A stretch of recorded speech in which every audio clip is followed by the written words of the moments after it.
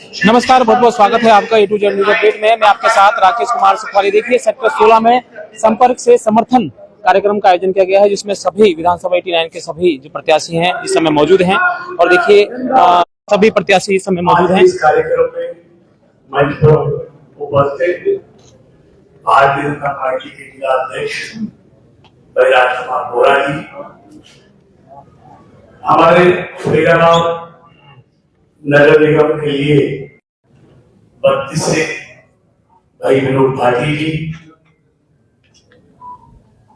36 से जो निर्वाचित हुए भाई कुलदीप सहानी जी, 35 से हमारी पार्टी के दूसरे नेता भाई सचिन शर्मा जी, बड़े भाई बच्चों सिंह तेवतिया जी, भाई वजीर सिंह यादव जी, हमारे यहाँ से निगम पार्षद रहे भाई चतरपाल जी,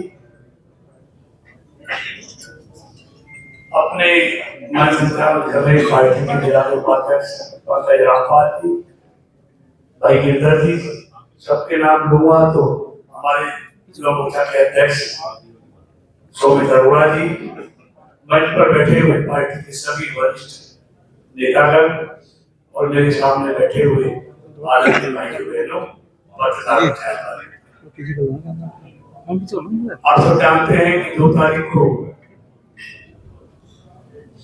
स्थानीय सरकार के लिए आप वोट डालेंगे। प्रत्येक मतदाता ने 2 वोट डाल दिए, एक महापौर के लिए और एक अपने लोकल पार्षद के लिए। आप अच्छी तरह जानते हैं इस देश में 3 तरह की सरकारें काम करती हैं और तीनों का अपना अपना काम है। एक केंद्र की सरकार है, एक राज्य की सरकार है और एक लोकल सरकार है। आपने केंद्र में भी भाजपा की सरकार बना दी, राज्य में भी आपके आशीर्वाद से भाजपा की सरकार बन गई, अब स्थानीय सरकार भी आपने भाजपा की बनानी है। इसके लिए मुझे आपसे मैं आज विकास की बात करूंगा तो बहुत समय लगेगा। ईमानदारी से 2014 से पहले का फरीदाबाद देखो और 2014 के बाद की फरीदाबाद को बिजली की हालत देखो। 2014 से पहले बिजली ज्यादा आती कम थी। सड़कों की क्या हालत थी, पार्कों की हालत क्या थी, हाईवे की हालत क्या थी, रेलवे स्टेशनों की हालत क्या थी। आज फरीदाबाद को इतनी हाईवे से जोड़ दिया गया, इधर जब हाईवे बन रहे कनेक्टिविटी हो गई। अब पलवल तक भी मेट्रो ले जा रहे हैं। एक कहते कि मेट्रो लेके आए, कितनी 7 किलोमीटर। और देश के प्रधानमंत्री जी और मनोहर लाल जी जो घोषणा कर गए प्रधानमंत्री जी, हम इस टर्म में 30 किलोमीटर मेट्रो लेके जा रहे हैं बल्लभगढ़ से पलवल। आपको जीवनपुर से जोड़ दिया, आपको नोएडा से जोड़ दिया, ग्रेटर नोएडा से जोड़ दिया। 500 मीटर के फासले पे 2 हाईवे, सारे रेलवे फाटक समाप्त करें। हाँ, मैं गलती के लिए माफी चाहता हूँ।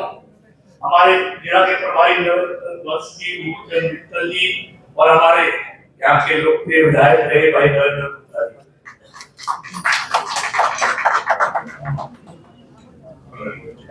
तो इस सारे काम में आज सबकी चर्चा नहीं करने जा हर घर में जनरेटर करता। आज किसी घर में जनरेटर है नहीं, बताओ।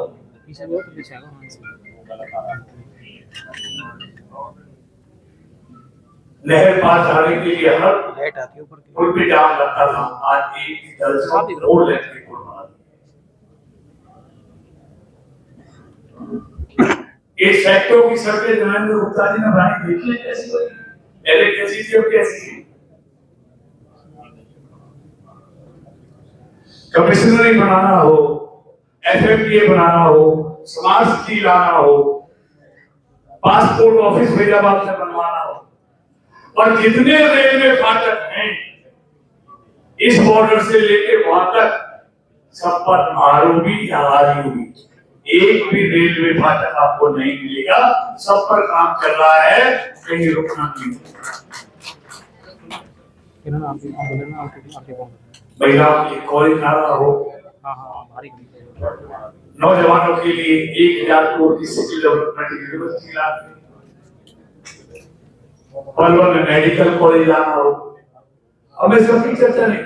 और अब मेट्रो भी आएगी और सारे फरीदाबाद की जितनी ये तार और पोल नजर आते हैं, इसका टेंडर लगने जा रहा है। 2800 करोड़ रुपए की लागत से सब अंडरग्राउंड करने जा रहे हैं। तो मेरा कहने का मतलब अभी बहुत लंबी बात हो जाएगी, लेकिन मैं इतना कहने आया हूं, जैसे 3 टायर सरकार है ना, ये 3 व्हीलर की तरह है। 3 व्हीलर में टायर एक जैसे होते हैं, 3 व्हीलर चलता है। जब एक साइज के होते हैं तो चलाने वाले को भी और बैठने वाले को भी आना।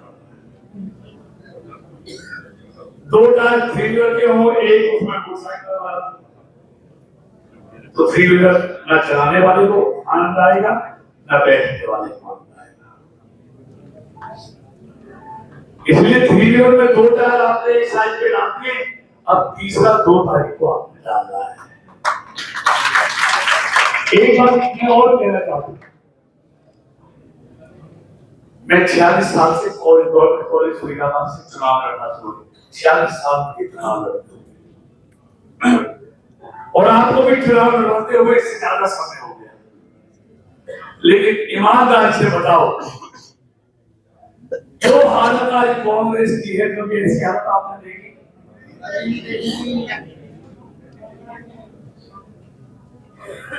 टिकट चप्पलों में ऐसे बांट रहे, आओ और ले जाओ, पकड़ पकड़ के ला रहे हैं। एक चौकी साहब बैठे, जिनको भी केवल सही बात में पकड़ के लिया है।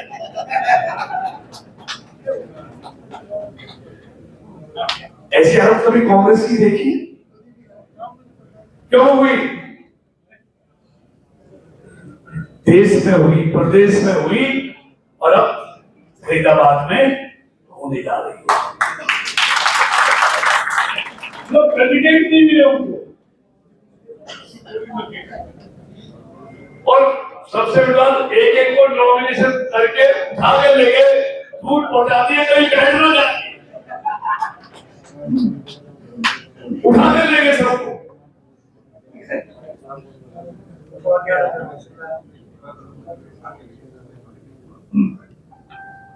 तो ये हालत कांग्रेस की होगी उसके मुकदमों की।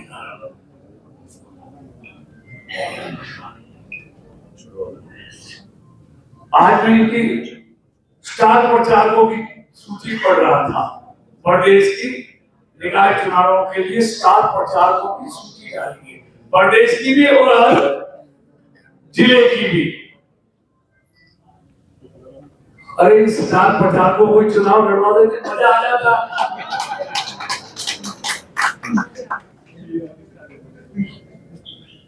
लेकिन उन्हें लड़ने की हिम्मत ही नहीं बची थी। कांग्रेस के जो बड़े नेता कहते हैं, तथाकथित वरिष्ठ नेता कहते हैं, उन्हें ईमानदारी से बताओ, कांग्रेस के जो तथाकथित बड़े नेता हैं जिले में, एक भी चुनाव लड़ रहा है क्या? बताओ ईमानदारी से। जो कांग्रेस की वरिष्ठ नेत्री है, कोई चुनाव लड़ रही है क्या मेयर का? एक घरेलू महिला को लाके खड़ा कर दिया, चल बलि का बकरा तू। हर वार्ड में इन्होंने उम्मीदवार नहीं ढूंढे, बलि के बकरा ढूंढे हैं, बलि के बकरा ढूंढे।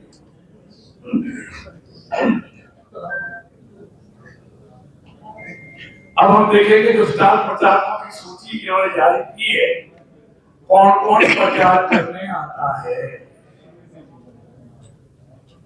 कोई नहीं आएगा, ये सूची रह जाएगी।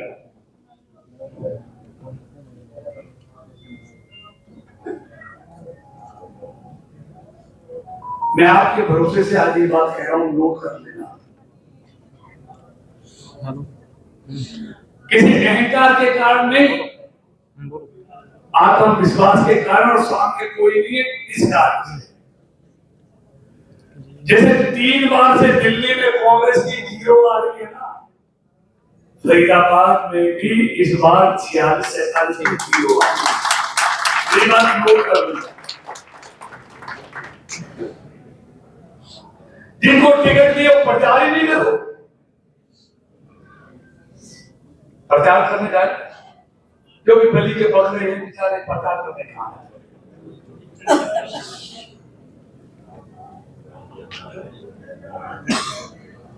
हिम्मत की तो इनके बड़े बड़े नेता हिम्मत जुटाते मेयर लड़ने की, पार्षद लड़ने की,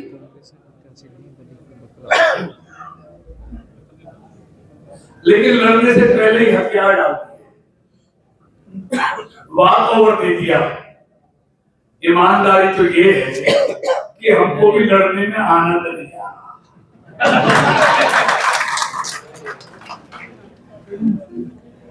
में जो सामने पहलवान होता तभी आनंद आता है ना, अब तो खाली मैदान पड़ा है।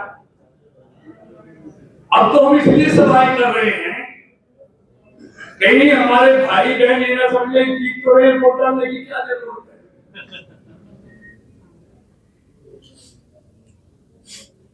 इसलिए हम आज आपसे वोट डालने के लिए अपील कर रहे हैं।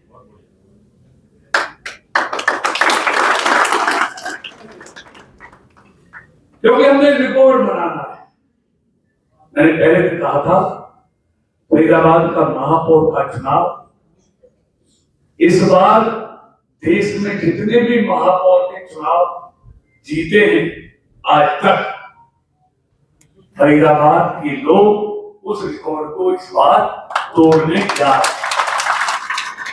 इसलिए निवेदन करने आया कि वोट डालनी भी है और पड़ोसी की तलवार।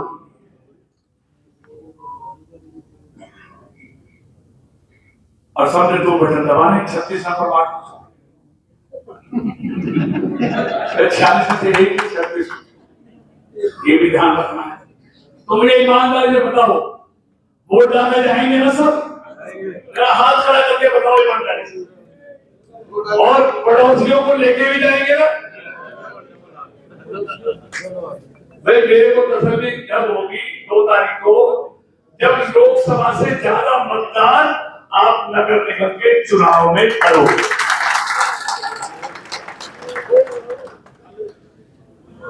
भाई उनको भी पता चलना चाहिए बली के बकरों को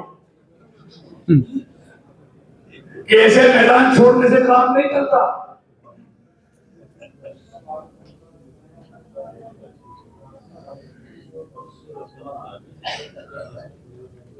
तो मैं तुम्हें शिकायत करने आया, और देखिए ये मेरा सौभाग्य है कि मुझे उस परिवार की पुत्र वधू को चुनाव लड़वाने का मौका मिला है, परवीन जोशी को,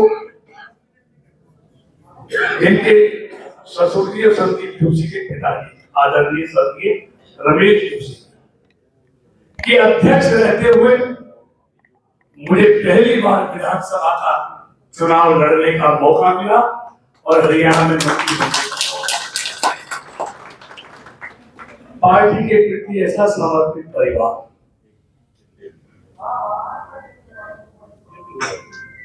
कई पीढ़ियां चल रही है पार्टी के काम।